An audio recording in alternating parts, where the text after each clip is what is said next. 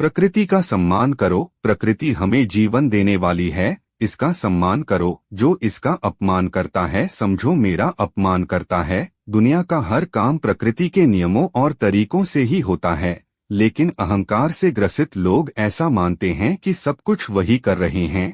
गायत्री मंजरी में शिव पार्वती संवाद आता है, जिसमें भगवती पूछती हैं, हे देव, आप किस योग की उपासना करते हैं जिससे आपको परम सिद्धि प्राप्त हुई है?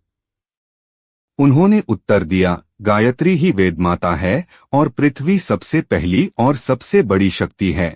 वह संसार की माता है। गायत्री भूलोक की कामधेनु है, इससे सब कुछ प्राप्त होता है।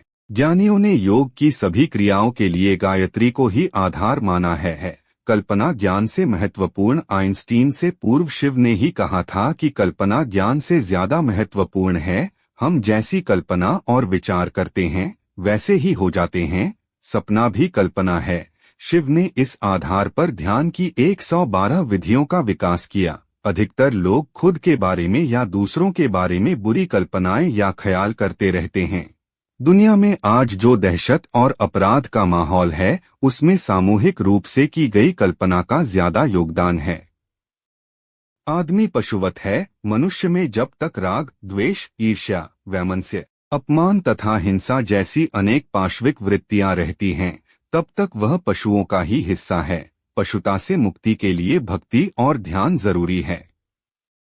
भगवान शिव के कहने का मतलब यह है कि आदमी एक अजायब घर है। आदमी कुछ इस तरह का पशु है जिसमें सभी तरह के पशु और पक्षियों की प्रवृत्तियां विद्यमान हैं। आदमी ठीक तरह से आदमी जैसा नहीं है। आदमी में मन के ज्यादा सक्रिय होने के कारण ही उसे मनुष्य कहा जाता है, क्योंकि वह अपने मन के अधीन ही रहता है। इंसान पूरी जिंदगी ये सोचकर झूठ, कपट और धोखेबाजी का साथ देता है कि इससे कभी कोई हानि नहीं होगी, लेकिन भगवान शिव ने खुद कहा है कि अंत में इन सभी कर्मों की भरपाई करनी पड़ती है।